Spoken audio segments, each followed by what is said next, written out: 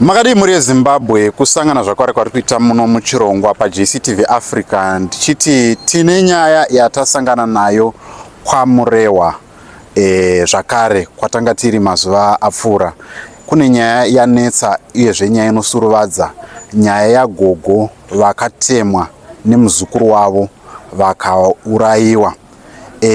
Nyaya iyi maitikira yakaita muchidimbu gogo ava vakange vaku entertainer girlfriend muzukuru komana ndiye akazinga akuunza girlfriend pamusoro pemudzimai uyo akanga avakira gogo imba. But regedzai ndikupirei voice note ramuchanzwa munzwe kuti zvakafamba sei kuti tizosvika pakufa pagogo nenzira inosuvadza kudai. Yai yakamira yakadai. Muzukuru gogo nemuzukuru vaigara pamba pavo pakadhakwa dzimba dzakatsigirwa nemapango,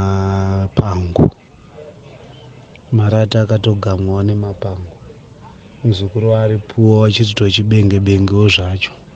Vachaendawo muguta raHarare vachanosangana nemukadzi wondofunga anga ari richiwo kufemiri kwavo, ndobva vawirirana vakaita vana vavo vairi, vakazoronga kugadzirisa musha kuno kuruzevha kwaMurewa. Vagadzirisa musha mbwanaka, imba yacho inenge ichitovakwa inge isati yapera bedroom samanje ngoro mombe vakatenga nemukadzi vachipedza imba kudaro. Muzukuru komana akabva atanga kuchiuya kumusha, tingangoti ofiche kumashure kwesoka mbuya vaitumirwa grocery nemuzukuru mukadzi womuzukuru, vachitotambira pabhazi, dzimwe nguva vachitotambira muzukuru-kadzi pamabhasi stop achiuya negrocery achiita sei zvese, achiita semunhu ana mbuya vanhu vake. Then chakazoitika ndechekuti imba yapera kudaro, muzukuru komana akazotanga kuuya negirlfriend achitiza mukadzi wake kuHarare uko, achiuya achipa muzukuru yawo mukadzi girlfriend ichipuwa accommodation naambuya vaya.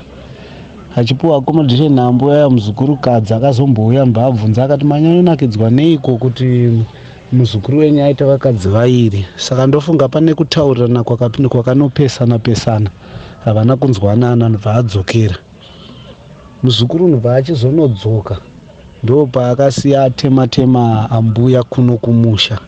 Avatema kudaro ambuya havana kuziva because vanga vasisagone kutaura. Ndobva vaenda kuchipatara kwaMusame, ndobva vatransferiwa, vaendeswa kuParere Nyatwa. Vaendeswa kuParere Nyatwa kudaro vakabva varapwa ikoko, maronda akuda kunopora. Ndobva vaburitswa vakanzi mopota muchiuya kuzochekwa kumozoya kucheka up kana kuti morapwa muchibva kupi kumba. Ndo pakaenda futi muzukuru-kadzi uya mbasvika nebadza mbasitopedzisa mbasiya vafa, ndobva achibuda achichatize. Ndo paakabva abatwa ari mumaoko memapurisa izvezvi kuHarare, bhodha isati yauya ida kunzi idaitwa postmortem. Zvichakadaro, nyaya iri panapa ndeyekuti tichaenda tononzwa kufuneral kwaitikira nyaya iyi, and nekuti bhodhi iri kuuya mangwana, saka tichange tiriko kwaMurewa tichikupakurai zvizere kuti zviri kufamba sei. But tichakadaro todawo kuti kune avo vanoda kusapota JCTV Africa kuti kwanise kunge tichikuunzirai nyaya dzinenge dzichiitika kumativi mana eZimbabwe, tibatei panhamba dziri pascreen idzo moti pazvamunenge zvikwanisiro zvamunokwanisa kuti JCTV Africa ende mberi. Tatenda ndini wenyu Jethro Rusike, tosangana kwaMurewa patinenge tichikupai nyaya iyi zvizere.